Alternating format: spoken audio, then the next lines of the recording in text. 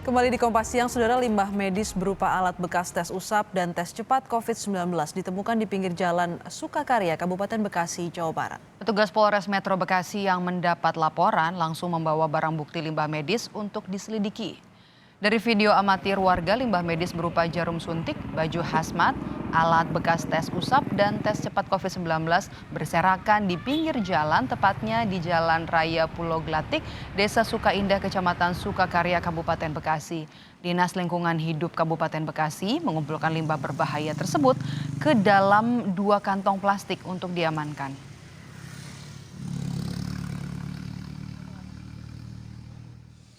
Kalau namanya limbah sih pasti ada bahayanya, efeknya pasti ada. Cuman kadar bahaya berat, ringan, sedangnya kan nanti akan diusin melalui. Kalau dari rumah sakit nggak ada, dari buktinya itu kan menunjukkan salah satu kegiatan usaha industri yang ada di Kabupaten Bekasi. Tumpukan barang bukti tadi di tumpukan limbah itu kan ditemukan satu dokumentasi administrasi menunjukkan terhadap satu kegiatan itu, terhadap kegiatan usaha tersebut. Ya saat ini kan sedang ditangani oleh Polres. Mungkin nanti kita juga akan coba koordinasi sama pihak Polres Metro Bekasi. Juru bicara Satgas Penanganan COVID-19 Kabupaten Bekasi menjelaskan, limbah medis yang ditemukan merupakan limbah sisa tes COVID-19. Dari hasil penemuan di lokasi, selain ditemukan limbah medis, juga ditemukan selembaran kertas yang bertuliskan nama sebuah klinik di daerah Jababeka, Cikarang Utara, Kabupaten Bekasi. Ya, jadi 2 minggu ini makanya kan kita rata sehari itu bisa sekitar 300 sampai 400 sama dengan angka kematian. Kalau nasional kan 3,2. Plastik itu yang tersebar tidak karuan itu adalah limbah medis yang berasal dari hasil pemeriksaan setelah pemeriksaan laboratorium COVID. Jadi kebetulan di dalam kantong tersebut juga ada selembaran yang itu menerangkan bahwa dia ada tertulis salah satu klinik yang ada di Jababeka. Tapi ini saya tidak mendahului, kita tidak bisa mendahului karena ini sudah ditangani oleh aparat kepolisian. Ya, kita tunggu saja hasilnya seperti apa. Untuk mengetahui informasi selengkapnya terkait ditemukannya limbah medis diduga bekas tes COVID-19 di pinggir jalan di Bekasi, Jawa Barat, kita telah terhubung dengan Kepala Dinas Kesehatan Kabupaten Bekasi, Ibu Sri Eni Mainiarti. Selamat siang, Ibu Sri. Selamat siang, Mbak. Ibu Sri, bisa diceritakan sebenarnya seperti apa kronologisnya hingga akhirnya bisa ditemukan beberapa plastik begitu limbah medis isinya? Jadi kalau saya tidak salah ingat itu 29 Oktober kira-kira siang itu ditelepon sama Kepala Puskesmas yang menyampaikan bahwa warga menemukan adanya limbah bekas pemeriksaan hasil rapid dan alat-alat lainnya di pinggir jalan tadi Pulau Glatik di Desa Sukaindah, Kecamatan Sukakarya. Jadi setelah itu langsung dilaporkan ke kepolisian, dibikin polis lain. Jadi ceritanya cepat sekali hari itu, tapi Dinas Lingkungan Hidup dan Dinas Kesehatan serta Polres sudah turun langsung mengamankan. Besoknya itu langsung diamankan. Dari TKP-nya sendiri? Tidak tahu kapan dibuangnya. Gimana Mbak? Ya. Dari TKP-nya sendiri sudah langsung diamankan. Nah, dari jubir Satgas sendiri juga sudah mengatakan bahwa ada selebaran di situ. Mengatakan bahwa ini berasal dari atau selebaran itu ada nama kliniknya yang ada di daerah Jababeka. Apakah ini bisa menjadi acuan untuk memeriksa kembali bahwa asal limbah medis ini? Ya, ranahnya sudah ke Polres ya, sama Lingkungan Hidup. Tapi kami dari Dinas Kesehatan terus mencoba selusur, mencari. Sebenarnya kalau disebut klinik, tulisannya saya koreksi, bukan tulisan klinik, tapi praktek dokter bersama. Di kertas itu tertulis praktek dokter bersama kalau saya tidak salah.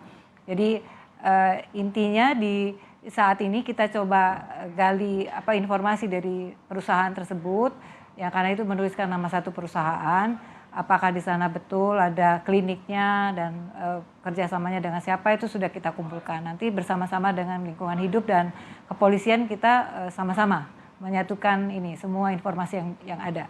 Untuk sementara ya ada beberapa informasi dari nama dokter tersebut sendiri juga kita sudah berhasil dapatkan informasinya bahwa dia tidak pernah menulis kertas yang seperti itu misalnya. Itu baru kita kumpulkan saja Mbak Astrid. Kalau dari soal langkah hukumnya diserahkan ke polisi, namun kalau dari sistem yang harus dilakukan oleh sebuah klinik atau praktek bersama dengan ditemukannya limbah medis sisa tes COVID ini, koordinasinya seperti apa di Dinkes Bekasi dengan klinik-klinik dan juga praktek bersama seperti ini, Ibu Sri? Ya, kalau klinik pada saat mereka dibuka sebenarnya sudah ada aturan, sudah ada ketentuan yang harus mereka lengkapi terkait dengan limbah medis.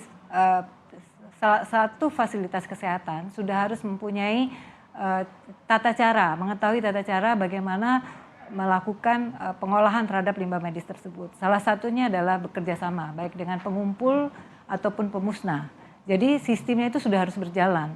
Kalau misalkan tidak paham, menurut saya tidak ya, karena semuanya pasti sudah tahu cara membuat klinik itu seperti apa, aturan membuat klinik itu bagaimana, sistem pembuangan limbah ini sudah dipahami oleh kawan-kawan yang bergerak di pelayanan kesehatan. Tapi dari Dinkes praktek bersama ya. Dari Dinkes Bekasi sendiri mendata nggak sih Ibu klinik atau praktek bersama apa saja atau apakah harus mempunyai izin yang bisa membuka tes cepat atau tes usap untuk COVID ini? Oh, kalau pelayanan pemeriksaan ini, pemeriksaan lab ini kan boleh dikerjakan oleh yang bisa ya, artinya pemeriksaan ini bisa dikerjakan oleh tenaga kesehatan. Cuman mengeluarkan hasil itu jelas oleh dokter ya, jelas oleh dokter. Hasil tesnya itu akan dikeluarkan oleh satu dokter yang bertanggung jawab lah di fasilitas kesehatan tersebut.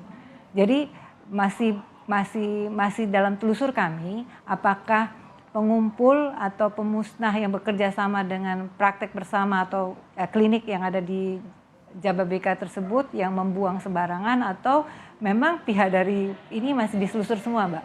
Tapi kalau misalnya dibilang tidak paham enggak ya, semua fasilitas kesehatan saya yakin pada saat mau memulai memberikan pelayanan kesehatan terhadap masyarakat sudah tahu aturan-aturannya, apalagi kalau klinik.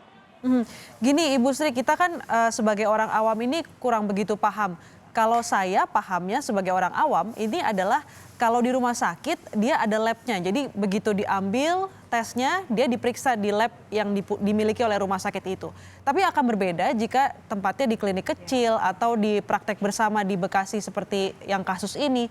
Itu kan pasti nanti akan dikirim ke lab yang bisa memeriksa dari sampel yang diperiksa ini. Apakah ini memungkinkan, apakah pemeriksaan sudah sampai di situ, memungkinkan bahwa ini memang ada dibawa tes sampelnya dari tempat praktek ke lab atau memang dia memeriksa di tempat prakteknya sendiri, Ibu Sri?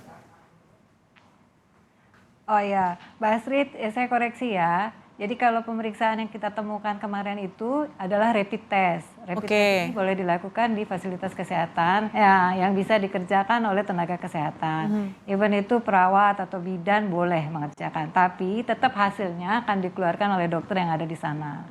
Lebih ke arah sana. Jadi tes usap, saya konfirmasi Ibu Sri, jadi tes usapnya adalah tes usap untuk rapid test ya? Bukan tes usap saja, rapid saja. Ya, rapid. Bukan PCR, bukan. Bukan swab test. Tapi penanganan limbah medisnya, meski Ibu Sri bilang klinik dan praktek bersama itu harusnya sudah paham ya gitu. Tapi kita pengen tahu sebenarnya seperti apa sih seharusnya penanganan limbah medis itu, Ibu Sri? Oke, limbah medis ini dihasilkan dari semenjak dulu ya Mbak Astrid ya. Artinya bukan hanya pada saat masa pandemi. Selama pelayanan kesehatan itu ada, setiap pelayanan kesehatan memungkinkan menghasilkan limbah. Jadi tata cara penata laksanaan limbah ini sudah diketahui. Hanya kebetulan sekarang memang ada masa pandemi ini ada rapid test, ada hazmat yang memang jarang itu ada menjadi limbah baru lah di fasilitas kesehatan. Kalau ada jarum tajam, jadi limbah ini ada dua ya sebenarnya kalau saya bisa bagi, ada limbah cair, ada limbah padat. Nah kalau kalau misalnya limbah padat ini ada yang tajam, ada yang tumpul. Yang tajam misalnya jarum kita masukkan ke safety box. Kalau yang sarung tangan, hazmat itu yang masker itu kita masukkan ke tempat box sampah dengan plastik khusus. Nanti setelah itu akan disimpan di tempat pembuangan sampah sementara yang ada di fasilitas kesehatan tersebut sampai pengumpul atau pemusnah datang. Tapi tempat tata caranya itu dipahami sama kawan-kawan tenaga kesehatan. Jadi seperti itu kira-kira Mbak Astrid. Jadi limbah ini bukan hanya saat ini ya, dari dulu-dulu juga sudah ada. Yang mereka memang saya yakin tak paham caranya, cara penata laksana limbah tersebut. Ibu Sri yakin seluruh klinik maupun praktek bersama ini paham betul penanganan limbah medis seperti apa, tapi nyatanya masih ada ditemukan 1-2 plastik limbah medis di pinggir jalan begitu, yang mungkin kalau tidak ada pandemi mungkin ini dilihatnya seperti limbah medis biasa. Cuma karena pandemi pasti orang-orang jadi khawatir begitu Ibu. Nah ini yang penting untuk dikoordinasikan sebenarnya. Seperti apa setelah ada kasus ini, apakah ada peningkatan pengawasan kepada klinik dan juga praktek bersama seperti di kasus ini? Bersama. Ya, jadi kalau di kita tuh tugas Dinas Kesehatan pembinaan dan pengawasan. Kawan-kawan di SKPDS itu sudah sama-sama langsung nanti mengingatkan kembali, kita sampaikan bahwa proses seperti ini tidak semestinya terjadi. Walaupun bukan saat ini saja ya, limbah medis dibuang sembarangan. Pernah kemarin di tempat sampah, penampungan sampah dibuang juga itu. Kalau dibilang rapid ini ya tadi semua limbah tetap akan beresiko ya, semestinya harus ditata laksana dengan benar. Jadi kalau di kami segera berkoordinasi dengan semua teman-teman, baik fasilitas kesehatan swasta maupun yang milik pemerintah dan praktek bersama dengan organisasi profesi juga semua kembali diingatkan bahwa ada prosedur tata laksana yang harus kita kerjakan sesuai dengan ketentuan demi keamanan dan keselamatan bersama. Itu segera dikerjakan dan disampaikan oleh Dinas Kesehatan ke kawan-kawan semua. Terakhir Bu Sri, apa yang ini kasus hukum akan ditangani oleh polisi, tapi dari Kadinkes dan juga dari Satgas ini apakah akan ada sanksi untuk yang terlibat dalam kasus ini? Kalau kami pembinaan dan pengawasan ya, jadi izin klinik itu sendiri ada posisinya, izin praktek dokter ada di sana. Lebih ke arah jadi pengawasan berkelanjutan saja. Kalau hukum kita serahkan nanti ranahnya ke kepolisian nanti, apakah nanti membahayakan dan lain-lainnya itu ke Polres lah gitu. Kalau di Dinas Kesehatan nggak ada sanksi, apakah kliniknya jadi tutup? Tidak. Praktek dokternya akan dicabut? Tidak ke arah sana. Jadi lebih ke arah pengawasannya saja. Kita harus telusur lagi ya, sekali lagi siapa yang membuang ini belum jelas. Belum jelas siapa, tapi yang jelas pengawasan bersama harus ada. Baik itu klinik maupun dokter yang praktek harus melakukan pengawasan bersama-sama. Mengangkut barang ini kan tidak serta-merta terangkut begitu saja. Ada surat jalan, ada segala macam yang harus dikeluarkan sebenarnya. Jadi masih selusur ya Mbak Astrid ya, tapi semuanya nanti sampai ke titiknya posisi Dinas Kesehatan terus dengan pembinaan dan pengawasannya. Baik, terima kasih Kadinkes Bekasi, Ibu Sriani telah bergabung bersama kami di Kompas Siang.